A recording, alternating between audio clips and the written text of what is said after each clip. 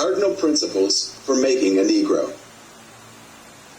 For fear that our future generations may not understand the principles of breaking both of the beasts together, the nigger and the horse, we understand that short-range planning economics results in periodic economic chaos, so that to avoid turmoil in the economy, it requires us to have breadth and depth in long-range comprehensive planning, articulating both skill-sharp perceptions.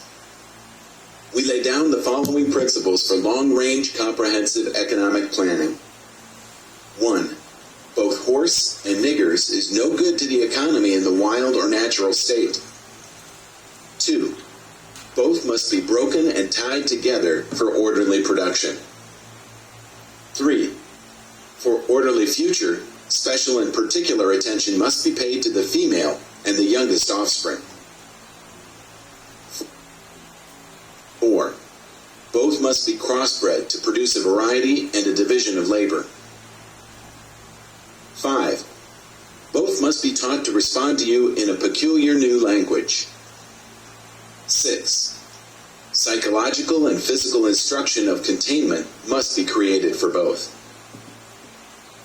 We hold the 6 cardinal principles as truth to be self-evident, based upon the following discourse concerning the economics of breaking and tying the horse and the nigger together, all inclusive of the 6 principles laid down about. Accordingly, both a wild horse and a wild or natural nigger are dangerous, even if captured, for they will have the tendency to seek their customary freedom, and in doing so might kill you in your sleep. You cannot rest. They sleep while you are awake, and are awake while you are asleep. They are dangerous near the family house, and it requires too much labor to watch them away from the house. Above all, you cannot get them to work in this natural state. Hence, both the horse and the nigger must be broken. That is, breaking them from one form of mental life to another.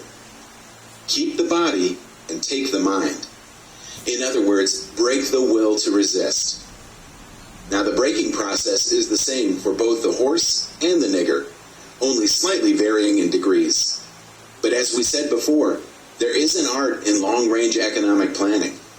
You must keep your eye and thoughts on the female and the offspring of the horse and the nigger. A brief discourse in offspring development will shed light on the key to sound economic principles. Pay little attention to the generation of original breaking, but concentrate on future generations. Therefore, if you break the female mother, she will break the offspring in its early years of development, and when the offspring is old enough to work, she will deliver it up to you, for her normal female protective tendencies will have been lost in the original breaking process. For example, take the case of the wild stud horse, a female horse, and an already infant horse, and compare the breaking process with 2 captured nigger males in their natural state, a pregnant nigger woman and her infant offspring. Take the stud horse, break him for limited containment. Completely break the female horse until she becomes very gentle, whereas you or anybody can ride her in her comfort. Breed the mare and the stud until you have the desired offspring. Then you can turn the stud to freedom until you need him again. Train the female horse where she will eat out of your hand, and she will in turn train the infant horse to eat out of your hand also.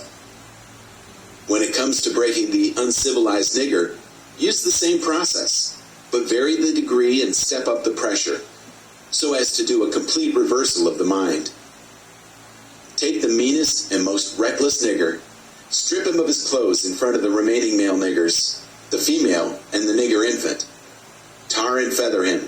Tie each leg to a different horse faced in an opposite direction, set him on fire, and beat both horses to pull him apart in front of the remaining nigger. The next step is to take a bullwhip and beat the remaining nigger male to the point of death in front of the female and the infant. Don't kill him, but put the fear of God in him, for he can be useful for future breeding.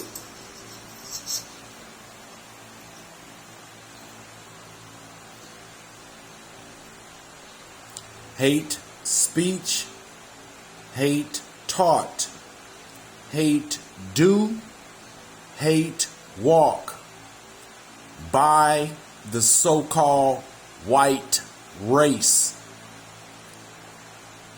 That's called Caucasians.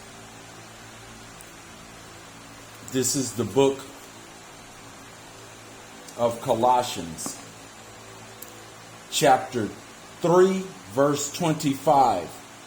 But he that doeth wrong shall receive for the wrong which he have done, and there is no respect of person.